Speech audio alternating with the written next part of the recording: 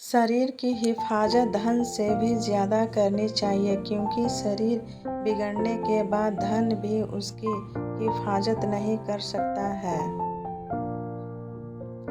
बुद्धिमान वही है जो अपनी कमियों को किसी के सामने उजागर न करे। घर की गुप्त बातें, धन का विनाश, दुष्टों द्वारा धोखा, अपमान, मन का चिंता, इन बातों को अपने तक ही सीमित रखना चाहिए। इज्जत के बदले इज्जत भले ही कम दे, मगर बेइज्जती के पूरा सूद समेत वापस करें, क्योंकि जब तक सहना नहीं छोड़ेंगे, लोग कहना नहीं छोड़ेंगे। हर सुबह हम फिर से जन्म लेते हैं। आज हम जो करते हैं वही सबसे अधिक मायने रखता है। जिस प्रकार एक सूखे पेड़ को अगर आग लगा दी जाए तो वह पूरा जंगल जला देता है, उसी प्रकार एक पापी पुत्र पूरे परिवार को बर्बाद कर देता है। जो लोग पीठ पीछे काम बिगाड़ते हैं और सामने मीठी मीठी बातें करते हैं, ऐसे लोग उस घड़े की तरह हैं जिसके मुंह पर तो दूध है लेकिन अंदर विष भरा हुआ है। इन लोगों से सतर्क रहें। जो व्यक्ति अपनी गलतियों के लिए अपने आप से लड़ता है, उसको कोई नहीं हरा सकता। जो कुछ तुम्हें मन से, बुद्धि से, शरीर से निर्मल करे, उसे विष समझकर त्याग दो। लोगों को उतना ही बताओ जितना उन्हें जानने की जरूरत है, उन्हें उससे ज़्यादा बताना व्यर्थ है। हर रिश्ते की अलग अलग सीमाएं होती है, लेकिन जब बात आत्मसम्मान की हो तो वहाँ पर हर रिश्ता समाप्त कर देना ही उचित है।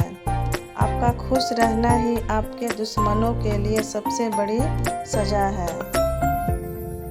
काबिल इतना बनो कि तुम्हें हराने के लिए कोशिशें नहीं, साजिश करने पड़े।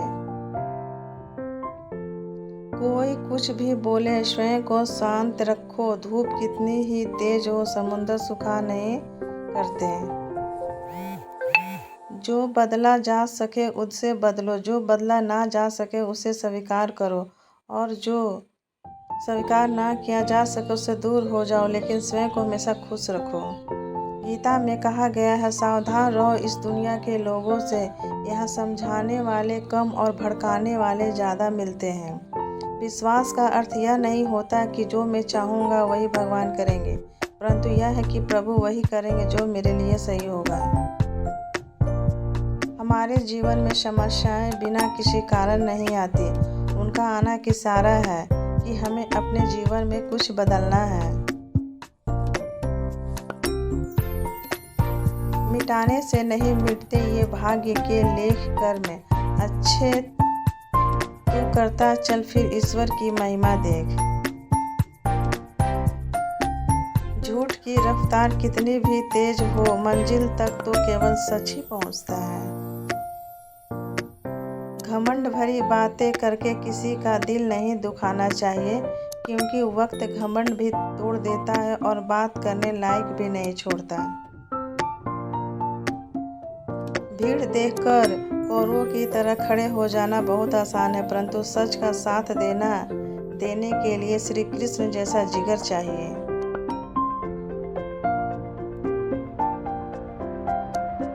बुरा लग जाए ऐसा सत्य जरूर बोलो, लेकिन सत्य लगे ऐसा झूठ कभी मत बोलो।